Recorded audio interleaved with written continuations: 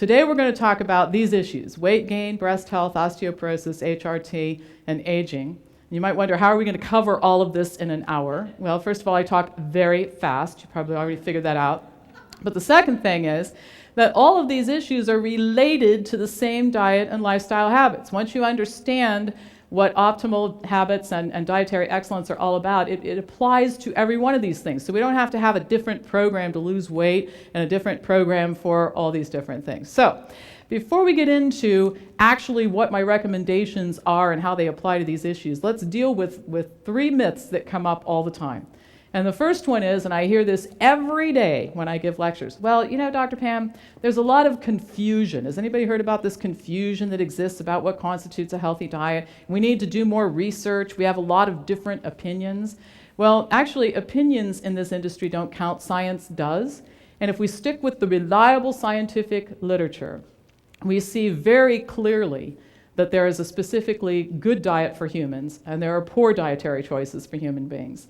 And here's what I consider reliable scientific information. I like long-term population studies that measure long-term outcomes and dietary intervention trials that measure long-term outcomes. People bring to me storybooks. Jeff Novick and I were talking about this before I got up here to speak. I'm tired of reading books on health that are actually storybooks. There's storybooks about what happened in people's offices and anecdotal observations. I want to read scientific, well-constructed scientific studies, and I want to look at the long term. The other thing that I don't like is when people bring me these studies that show me the results of 14 people who are on some specific food regimen for 28 days. How many of you are interested in 28 days of health? Anybody? I don't know about you, but I'm interested in 50 more years. Okay? That's what the people who come to see me are interested in. So I'm interested in studies that show long-term outcomes, surviving and thriving for patients. And when we look at that kind of information, there isn't any confusion. Now, the second thing that I hear all the time, myth number 2, is our health is actually determined by our genetics. I mean, diabetes runs in families and cardiovascular disease runs in families. Well, you know what else runs in families? Habits. And there's a big difference between having a gene and genetic expression. Genetic expression is switched on by the choices that you make. And I'll give you an example. The obesity gene, if it exists, runs in my family. On both sides of my family, you will see obese women going back for as long as you can, you know, when they started taking pictures. Now, I'm obviously not obese, so what's the story? Well, I don't eat and I don't live my life in the same way as other women in my family. So if there's an obesity gene, I haven't switched it on by making poor choices. So genes are important, but they actually constitute far less of our health picture than we've been led to believe. And then last but not least, and I love this one, okay, Dr. Pam, even if we can agree that the diet that you're recommending is the right thing, people just won't do it. Have you heard that before? And this myth has caused medical professionals in many instances to not even bring up the topic of sweeping dietary change because they assume erroneously that people just won't do it. Well, the reality is the scientific literature, and Dr. Neil Barnard's been really instrumental in identifying some of this, shows that the more sweeping the changes people make, the more likely you are to have compliance. And it's easy to understand why. When people make big changes in their diet and lifestyle, they experience big improvements in their health. They're noticeable. They provide an incentive to continue. If you're eating a diet comprised of 35% fat and you reduce it to 30%, well, that's good. It's a step in the right direction. But 6 weeks from now, nothing will have changed for you.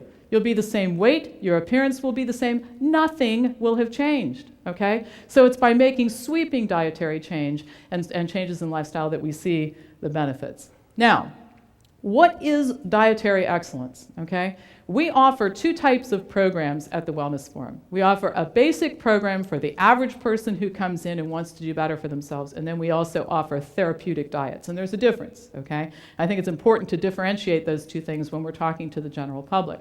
Our general diet that we recommend for the average person coming in is plant-based. It focuses on fruits, vegetables, grains, legumes, nuts, and seeds. Very small amounts of animal foods used as a condiment. I happen to be vegan myself, but our average client coming in doesn't make that option, at least in the beginning.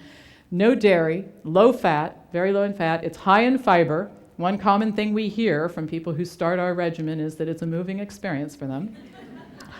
Lots of variety, and even some of the good eaters that come into my office that are actually doing pretty well, they eat a very limited diet. So one of our jobs is to help them explore food, and for two reasons. Number one is different foods contain different concentrations of different nutrients, but the other thing is people are much more likely to stick with a delicious diet that they love than they are something that's repetitious and boring. So that's a major objective.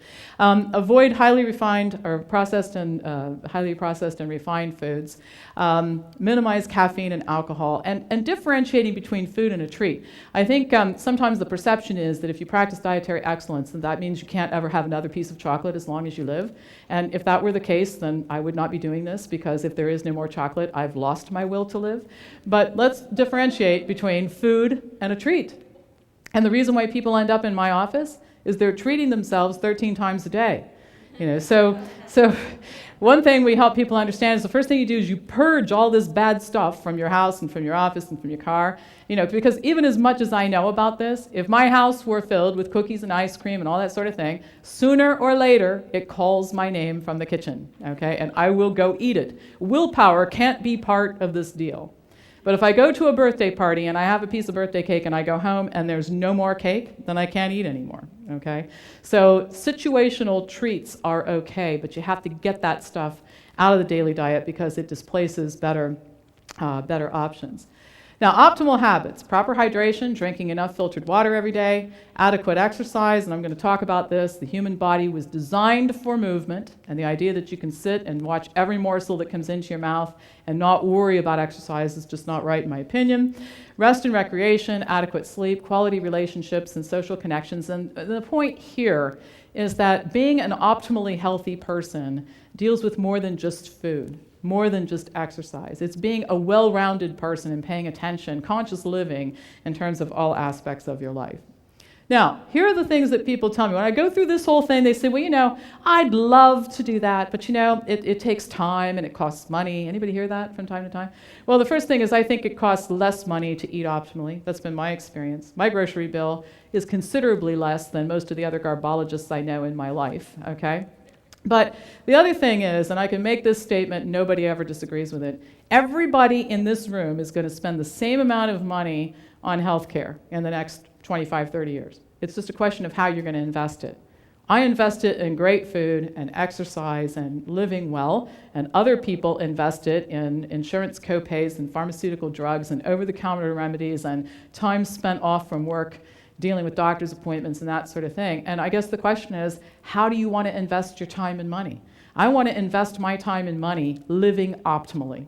Other people make a different choice. I'm respectful of that, but the reality is you're going to spend time and money. It's just a question of how.